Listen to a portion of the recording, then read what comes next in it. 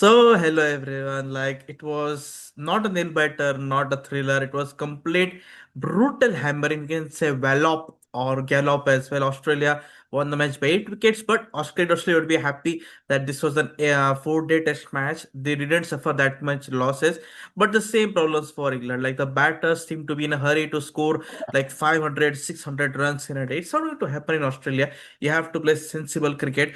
Even Michael Vaughan also said that Australia schooled England like how to play Test cricket. Like, even now the jobs are with the danger of McCallum, Stokes, and all the coaching staff members. So in the panel today we have got Ayan Chatterjee and Ayush Shekhar. So first of all, we'll start with Ayan.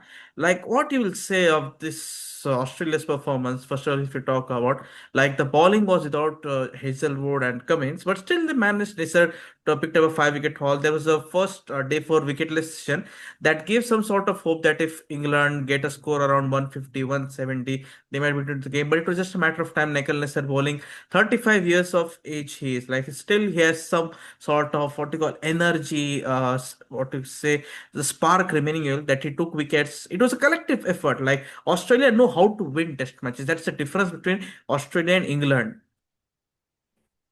Yes, absolutely. I mean, it was a total team performance from Australia. And where you'll get the evidence, if not in the bowling, you see the batting. Now, if you see the batting in the first innings, nobody scored 100, but everybody scored in double digits. And that was the record. All 11 players got over 10 runs. That was number one. Number two, if you look at it, how many of them got 50s? I mean, you look at that. Jake Weatherall, he got a half century. He got 72. Manas Labuschagne, he got a half century. Steve Smith got a half century. Okay, Cameron Green missed out. Got a 40 odd. Then, I mean, Josh English also got a kind of start. Then Alex Carey, he got a 60 odd. Then Mitchell Stark, I mean, he can't do no wrong at the moment, taking wickets and then hurting England with the bat. He scored 77 and was the top scorer. And then he was supported by Scott Boland. And it was a total team game, and that was the difference between Australia and England. England scored 334 despite a masterful 100 from Joe Root. But who was supporting Joe Root? Not much. Maybe a player here, a player there. That's it. Nobody else supported him. Whereas for Australia, it was a total team game. And you said the team effort. It was a team effort that won them the game.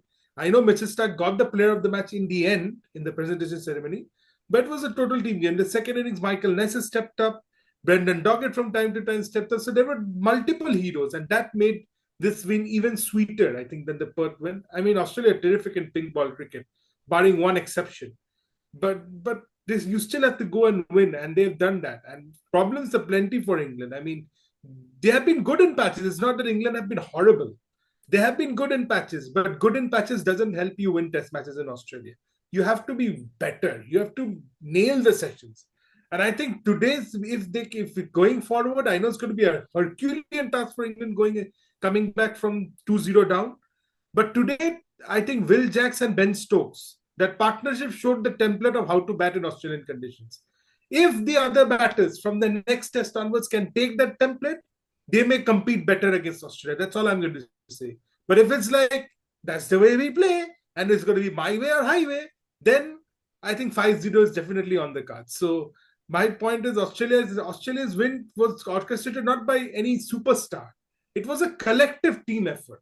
That has helped them get the victory. Mitchell Stark might get the man of the match. That is okay. You get player of the matches after test matches. But it was a collective effort from the batting. I mean, look at the first innings batting 511, but nobody scored 100. Everybody played their parts. I think there were 5 or 6 50s. I'm not sure. Yeah. So that was the difference. Whereas England scored 334 with 100. What the other, and that was Joe Root 138.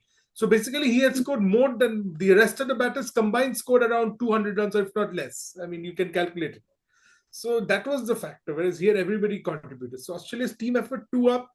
It was expected that it'll be 2 up after the Perth test, and now it's going to be really difficult for England to come back. I mean, I don't see. I know Adelaide will suit them. It's a red ball game, not a pink ball game in Adelaide.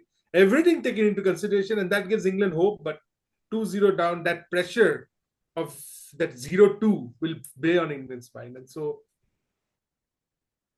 it's all going good for Australia. That's all I'm saying. Yeah, they won without Cummins and Hazelwood. Like it was all saying about like will this the trio Hazelwood, Cummins and Stark will perform together. It doesn't really matter because they find the ways. Cameron Green, who's the fast bowling all rounder, he did this work. But even Ayush आपके पास आते हैं अभी मतलब England के head coach McCullum Bazball we can say Baz for a second year he's saying that we did over preparation like we had 5 days intense training sessions. I mean intense training session कब से over preparation हो गया? अच्छी बात है ना, training ही तो कर रहे हो आप। देखो आप खेलते नहीं हो, शेफील्ड शील्ड खेलते नहीं, Sheffield Shield in the sense tour games आप नहीं खेलते हो।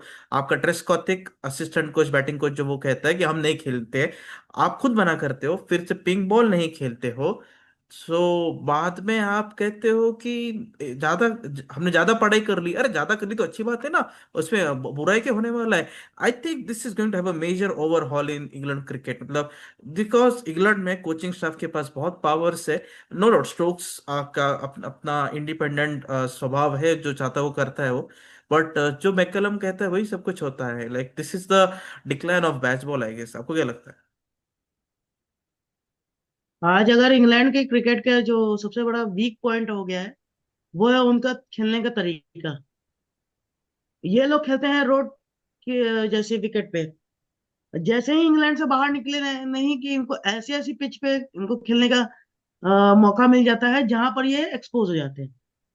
फॉर एग्जाम्पल अभी इस वक्त ओली पोप 4 इनिंग निकल गया है और उसने अभी तक ये 50 भी नहीं मारी उस आदमी ने।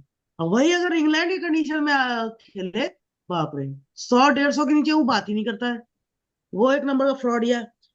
बेन डकेट जिसने इंडिया को पूरे सीरीज में परेशान किया, वो भी नहीं चल रहा है ज्यादा, वो भी फ्लॉप। तो ये है इंग्लैंड का हाल। एक दो खिलाड़ियों के बलबूते ये लोग चल रहे हैं और पिछले कई समय से चल रहे हैं। ऐसा नहीं कि इसी समय ये सब हुआ है। आप पाकिस्तान में देख लो, पहला टेस्ट मैच जीतने के बाद बाकी दो में थोड़ा सा स्पिन विकेट मिला, फ्लॉप हो गए। यहाँ हाल देख लो, इंडिया में जब आए थे एक मैच जीते, बाकी 4 मैच एकदम लाइन से हारते गए। ऑस्ट्रेलिया में वही हाल है। कुछ हद तक आपने न्यूजीलैंड में इसलिए जीत लिया क्योंकि थोड़ा थोड़ा कंडीशन आपके कंडीशन से थोड़ा मैच करता है। अदरवाइज आपकी टेस्ट क्रिकेट है कहाँ? आप भी उसी पैटर्न पे चल रहे हो जो इस वक्त इंडिया चल रहा है। टेस्ट में टेस्ट के प्लेयर नहीं हो करके T20 के प्लेयर्स आ रहे हैं। ये जेमी स्मिथ 2 बॉल मिस क्या करता है, तीसरी बॉल पे उसको लगता है कि आगे बढ़ के मारना शुरू कर दूंगा। हैरी ब्रूक वही सेम पैटर्न है उसका।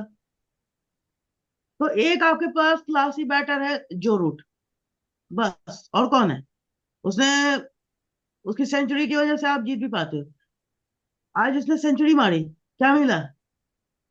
जीरो। ओवर में भी सेंचुरी मारी, क्या मिला? हार। तो आप आप एक ऐसी टीम के साथ कॉम्पीट कर रहे हो जहां वहां बंच ऑफ मैच विनर्स हैं, 1 से लेके 11 तक। बैट के साथ भी कंट्रीब्यूट कर सकते हैं, बॉल के साथ भी कंट्रीब्यूट कर सकते हैं। आपके पास कौन है?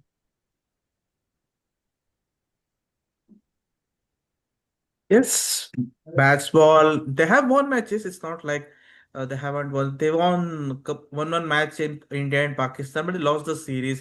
Like even Sir Jeffrey Boycott also said, like if you don't win series in overseas conditions, no one is going to accept that you are ruling Test cricket because Australia did that. Even you remember Alistair Cook's side did that. They won in India. They won in various different conditions. Even Andrew Strauss, it was 2010-11, right? The Ashes when Andreas was the captain. So it was a team effort. Look, that series, Kevin Peterson scored, Andrew Strauss scored, Ian Bell scored. 3 to 4 major contributions was there. Alistair Cook used to stay at the crease. Sessions per sessions used to bat. But these guys, they don't know how to occupy the crease. I guess that's the major for entertainment is not cricket. Test cricket is not that. You have got T20 format. Separately, our ICC has given a lot of what you call recognition. Every 2 years we have got T20 World Cup. That is entertainment, not this. McCallum, this is quite a. I think like even in the ECB headquarters, there might be talks going on.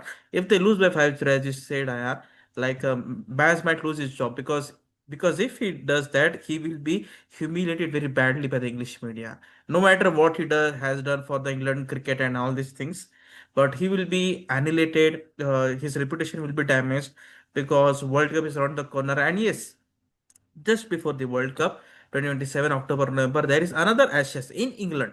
So it's important for England to win that Ashes to for the ODI World Cup. You will say that how it is connected and all these things, but Test cricket is as equivalent to ODI cricket. Australia is winning without their two premier fast bowlers. This is going to give them a huge confidence. World Cup ODI or T20 World Cup is around the corner. You never know. Aussies might pick Smith's captaincy is there. You never know. Hazelwood, like a report is also come, like he's not yet 100% fit. And also age factor is also there, so he might even not play, I guess, because he might get a rest, because getting a rest of 1.5 months is also rare for modern day cricketers. So and we will get back to you. So what do you think? Like Australia, like everything seems good. Even Jake Weatherall scored some runs. He's quite a newbie into the opener slot. Two lefty openers they have got. But Australia don't seem to have that many problems. Everyone scored runs. But what England needs to do now, because they another have got 7 to 10 day break. Like Adelaide will be another different phenomenon, like a do or die game. Because if they want to win the Ashes, they have to win all the three test matches. I am telling you, ODI series you can win back to back three matches, even if you're 2-0 down. But you can't win three test matches back to back. It's going to be impossible task for England. So what's your take on that? Like England, like what's the mantra for them? Who's their Kevin Peterson? Harry Brook can be the Kevin Peterson if you ask me. But their openers, Jack Crawley, he shines in 10 out of 10 innings, one innings. Don't know what is the criteria to keep Jack Crawley, but what according to you is that the Great Britain, the creators of the game should do? Well, first of all, what England are doing is they're going for a 4 day break somewhere else. So they'll take a break, they'll refresh, re-ideas because they need a break. They always need a break. Then they will reconvene maybe next Saturday or Sunday for the Adelaide Test, which I think starts on a Wednesday, 17th of December. I think what they need to do is, firstly, it's a suggestion from Michael Vaughan is, since they're winning the tosses, if they win the toss in Adelaide, even if it is a sunny day, you bowl. Because England, somehow we have seen under baseball techniques or baseball, they like to chase. So according to Michael Vaughan, this is his suggestion, not mine, that they need to win the toss and bowl, because when they're batting first, they're failing. So he wants England to bowl and Australia to bat, which can again come back to backfire at the end of the day. But this is one thing they can do. Other than that, for leaving the toss aside, I think they need to play better cricket and show game awareness. That is what they have to do. And then if they're ahead of Australia at a time, nail the advantage down. That is the thing. I mean, in Perth, especially in Perth, not here at the Gabba, but in Perth, they were ahead after the first day. But they couldn't finish it off. So they have to nail the advantage down, drive home the advances, as they say. That's the way they can compete with Australia. Adelaide will suit them a little bit, I feel, because it's not a pink ball match, it's a red ball match. So it gives England some hope, but that's the only hope they have to cling on and do something about it. And it's going to be really difficult from 0-2 down, to be very honest. Who will do what? I don't know. They have to bat better, they have to bowl better. Bowling lineup again might change. For all we know, I think Jofra will play because they're getting a rest now. Mark Wood, I'm not expecting him coming back. He still has a strapping on his knee. Okay, so I don't see Mark Wood coming back. You might see Joshua Tong or Matthew Potts, one of them coming in for someone. I don't know. They might rotate the squad. So lots of questions for England to answer and ponder about. And with the batting again, Ollie Pope's position could be threatened, and Jacob Bethel might be in the look-in. Is what I'm hearing. They'll stick Will Jacks. Will Jacks will stick player number 8, I think, because I think he did quite well. So all in all, they have to really pull up their socks and play out of the skins. And Australia will have Pat Cummins back. Pat Cummins will be good to go.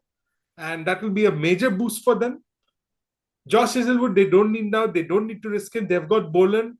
They've got Doggett also in the reserve. They've got enough bench strength to, I think, compete. I think they won't risk Hazelwood unless he's totally fit. It might be maybe for the New Year's test. Okay, come on, one test left, kill low. It might happen like that for Hazelwood's case. But Cummins, I see him coming back and he'll take over the leadership. And Steve Smith, by the way, before I sign off, he's yet to lose an Ashes test as captain. Yes, sir. So everybody was thinking, oh, there's no Pat Cummins, what will happen? Well, they got a great stand-in captain in Steve Smith, and that has really worked wonders. And since Jofra Archer has ignited Steve Smith by sledging him, that's the last thing you want to do, because come Adelaide, Steve Smith will be liberated because he'll not have the captaincy tag, and you might see a big one on the cards. And if Steve Smith gets going, England has no chance. I mean, if he gets going, he scores 100. England, no chance. I feel. So that is my take. England have to bat out of the skins. Who will be there? Kevin Peterson in that 2010-11 season. Alistair Cook was the main catalyst. 700 plus runs he scored. And then you had Andrew Strauss, Kevin Peterson, Ian Bell, Jonathan Trott. It was a full team effort. Team Here, who is effort. there? Here, who is there? I mean, compare who you have Zach Crawley, Ben Duckett, Oli Pope, Harry Brook. Joe Root is a class act, no doubt. But I mean, it doesn't match. So my take is England has no chance. I am fearing a 5-0 whitewash, but for the cricket's sake and for the neutrals' point of view, if you want a good contest, you want England to compete. That is what I'll say. But the Ashes is turning out to be one-sided now. I mean, yes, you're having good matches in phases, but at the moment, the Anderson Tendulkar Trophy and the Border Gavaskar Trophy is much more competitive than the Ashes, and this is a very There's and a I say reason, that like, yes, there's a reason behind that. Because in Australia, I guess not the heat, the performance, the pressure of the heat is taking up to England. Like, same things are happening again and again. 2017, 18, 2020, and 22. And this is a hat trick now. That, and even 2014, I think it was a little bit 13, competitive. 14. Yes, yes, four series, it's the same things going again and again. And what is the England Lions program going doing? I mean, I literally don't understand. Like, Andrew Flintoff was given the responsibility to be the coach, to make sure that all the cricketers are getting used to conditions.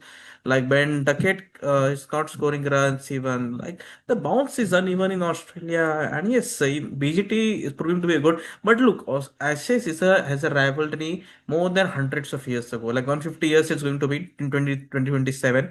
So we should not compare it to the likes of Anderson Tendulkar or BGT, because it just has been, not only it has started, just a small kid, we can say, the rivalry.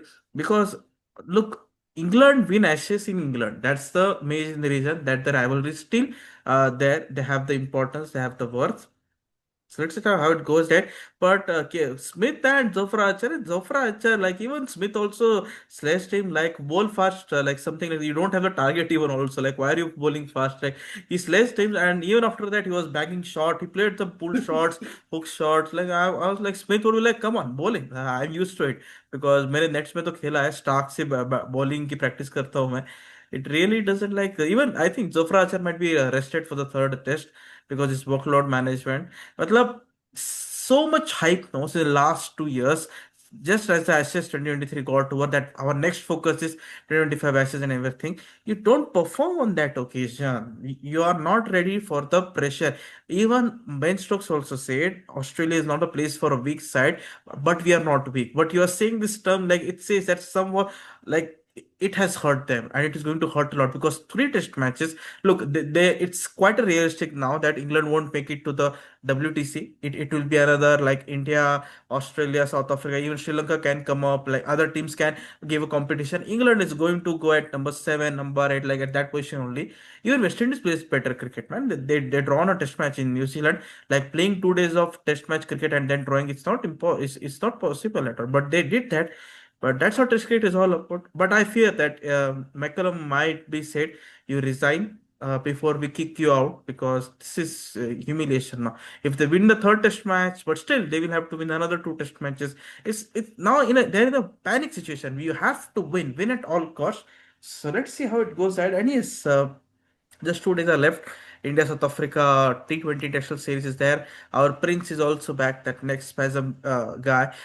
No offense, but Shubman Gill is also ready and fit for the India South Africa T20 International Series. So we are also going to cover that. So let's see. A break of 7 days, a week off for Ashes, but the last two test matches will be back to back because MCG and SCG, Boxing Day and SCG. It's going to be a crucial one.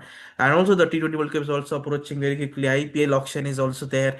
Like, it's just a week ahead, right? 16th is the auction, right? If I'm not wrong, 16, 16th. 16. Yeah, so a lot of action. So we'll be covering that as well. So thank you everyone. Thank you, Ayan. And thank you, Ayush, for joining us. Yeah.